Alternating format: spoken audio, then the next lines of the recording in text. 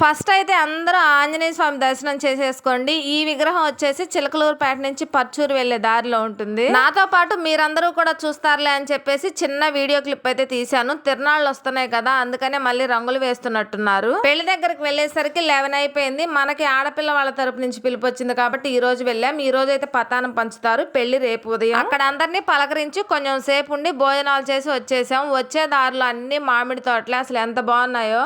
ఆ ఎండ దెబ్బకి మామిడి చెట్ల కిందకి వెళ్ళగానే అసలు ప్రాణం లేసి వచ్చినట్టుంది. దారికి 2 వైపులా మామిడి తోటలే కావడంతో ఆ తోటలో ఉన్నంత లెక్క చల్లగా ఉంది. బండి మీద వెళ్తున్నా. కాయలు చూసారా ఎంత బాగున్నాయో, ఇప్పుడిప్పుడే వస్తున్నట్టున్నాయి. ఇంకొక నెల రోజులు అయితే అక్కడే కూర్చొని ఆ తోటలో అమ్ముతారంట. ఇప్పుడు మేము కొనుక్కుందామన్నా కూడా సరైన కాయ లేదు, అక్కడ అమ్మే వాళ్ళు కూడా లేరు. అయినా ఇప్పుడు సీజన్ తో పనే అని చెప్పండి. మనకి ఏది కావాలంటే అది, ఎప్పుడు కావాలంటే అప్పుడు మార్కెట్లో అన్ని అవైలబుల్ గానే ఉంటున్నాయి. అలా తినబట్టే మనందరం కూడా కాలంతో వయసుతోటి దేనితోటి పని లేకుండా తొందరగా పైకి వెళ్ళిపోతున్నాం.